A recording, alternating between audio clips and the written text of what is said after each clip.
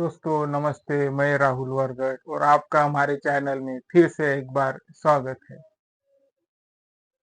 RLS और वंचित बहुजन आघाड़ी के युवा नेता सुजात भाई आम्बेडकर में बहुत घमासान चल रहा है। अभी नगर पंचायत के चुनाव है, इसलिए शायद ये घमासान हो रहा है।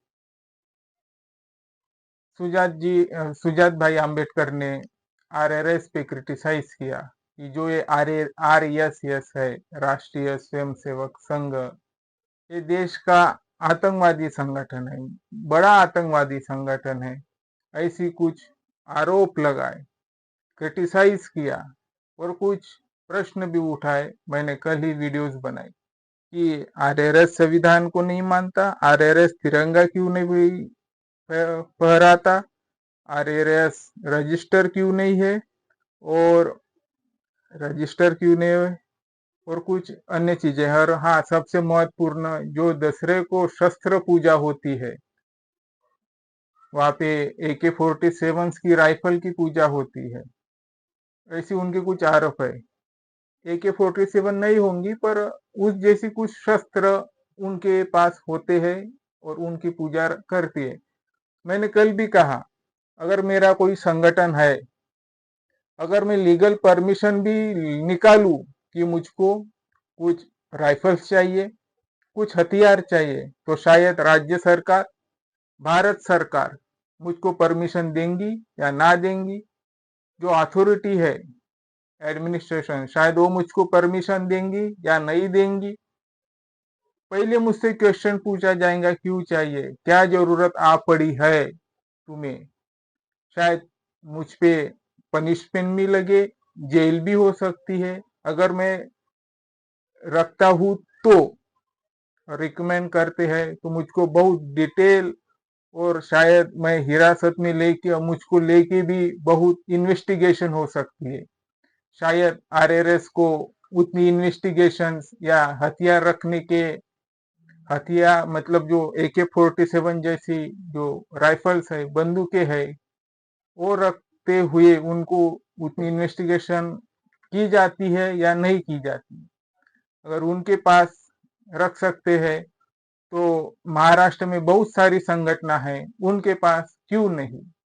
ये भी सुजात भाई ने क्वेश्चंस किया। मैं सबकी रिस्पेक्ट करता हूँ, सभी धर्मों का आदर लालन पालन करता हूँ, सभी राजनीतिक पार्टियों का भी मैं आदर लालन पालन करता हूँ, और ना ही मैं किसी पार्टी का हूँ।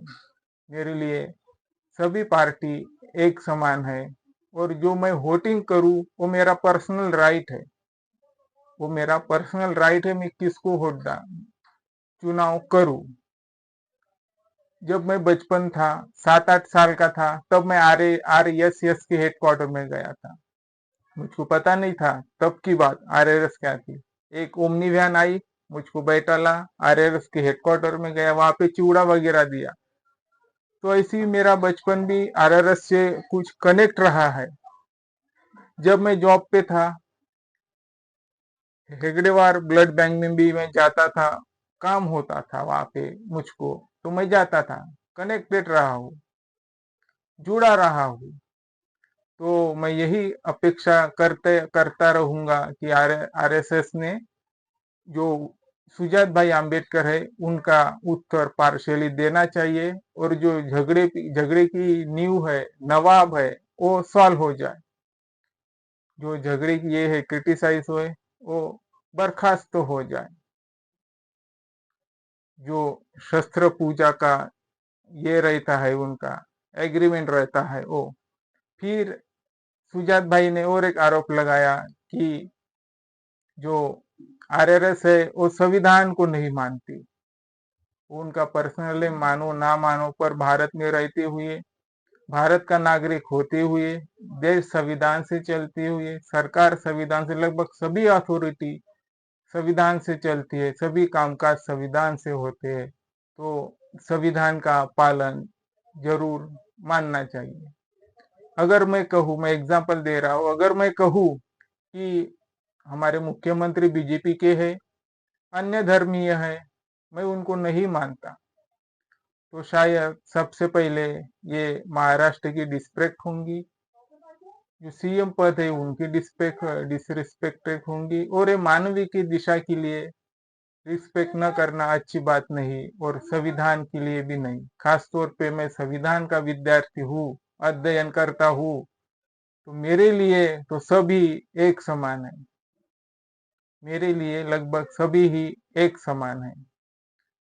तो संविधान का आदर मान सम्मान होता भी है।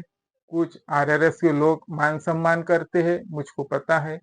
बीजेपी के भी लोग कुछ संविधान का मान सम्मान करता है, कुछ लोग नहीं करते होंगे, तो उनके तरफ ध्यान देने की जरूरत नहीं है, तो उनकी पर्सनल दायित्व होगा, पर हमारे देश के नाते तो करना ही चाहिए संविधान का मान सम्मान। फिर सुनिए कि जो तब के कब के तब गोलवरकर की बात हो रही है।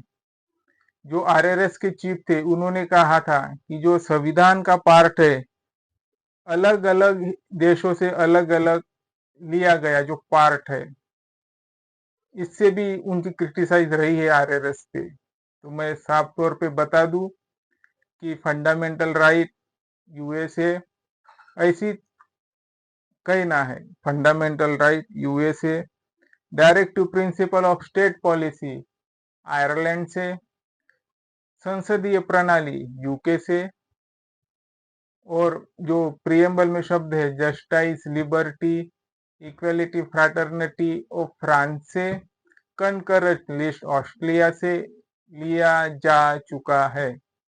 ऐसी सुजात भाई का कहना है, और एग्जाम में भी आते रहते हैं ऐसी क्वेश्चंस जो आप कॉम्पिटिटिव एग्जाम करते हैं।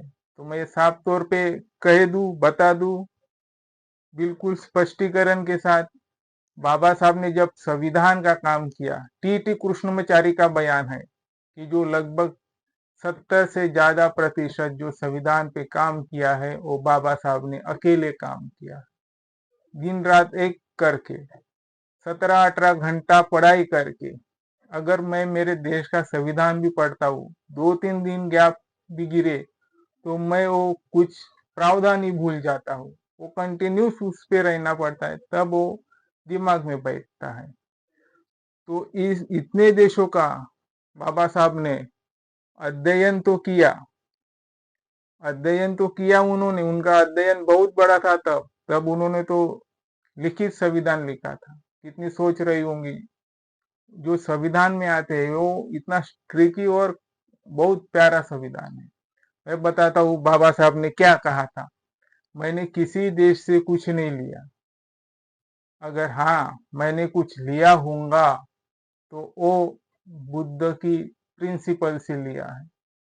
और जो ये शब्द थे डीपीएसपी, फंडामेंटल राइट, प्रियम्बल में जो शब्द है, कनकरेंट लिस्ट है, संसदीय प्रणाली है, ये सब वाकई भारत की ही है, जो कि अन्य देश इससे ले भारत से ले जा चुके थे।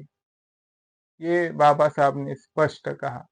पर कुछ पॉलिटिक्स होती है, पॉलिटिक्स को ऐसे जो होता है वो होता ही रहते हैं, हमें उतना ये बगावत करने की जरूरत नहीं है। तो लोगों ने भी इसे समझ लेना चाहिए, क्लियरिटी रखनी चाहिए। फिर आते हैं कि उन्होंने कहा कि आरएसएस अपने जो ये है हेडक्वार्टर है, उस पे तिरंगा क्यों नहीं फहराता, क्यों तिरंगे को नहीं मानता।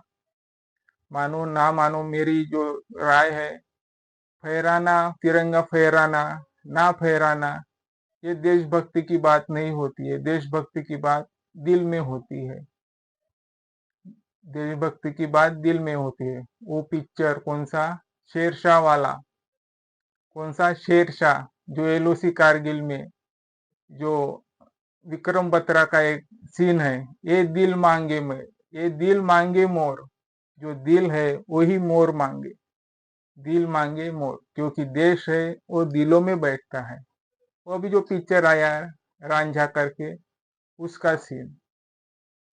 तो हमें ऐसी सोच रखनी चाहिए, तो इससे भी क्लियर डाउट हो जाए,